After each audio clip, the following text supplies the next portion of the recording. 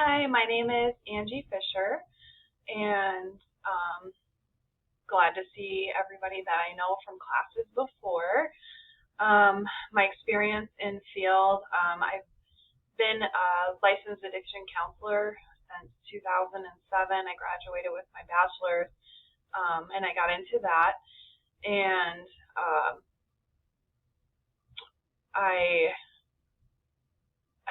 stopped working for a little period of time. I'm in recovery from alcohol as well. And then I moved to Montana in late 2016, and I got back into working as a licensed addiction counselor. And I decided after that I wanted to get my master's, and talking to some of my coworkers, it was recommended that I do the Master's of Social Work. So here I am. I've had my generalist field experience, and I will start the specialized field experience this summer, hoping to graduate by this coming December. So I'm really excited about that. My goals for developing into a clinical social worker, I think, I guess I've really noticed that with COVID and people being like in and out of work, has put a lot of pressure on a lot of the staff that I work for now, like that I work at now. And I think it's kind of put like a backseat to my own self-care. I haven't, by the grace of God, I haven't ended up getting COVID or sick or anything like that. So I'm pretty blessed to, be able to come to work and, be there for my patients and everything.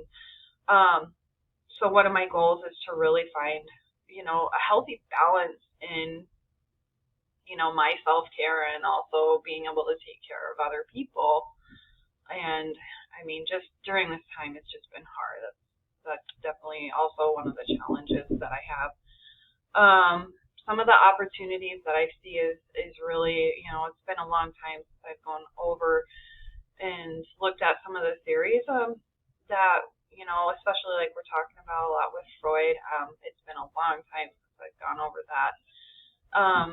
So, I think the opportunity to really look at some of the, just basic core concepts and everything. So I think that's definitely an opportunity to learn new skills. If there's something that I haven't learned about, like individual therapy, and that the video really, that really, just kind of reamp some things. Anyways, some of the challenges that I see is just, with working a full-time job, and also being in a master's program for social work, just really finding a healthy balance. Again, really that self-care. It gets really hard, but I'm nearing the end of my goal, to get my degree. So, I definitely see that as probably being one of the biggest challenges. And it's been a challenge for the last couple of years.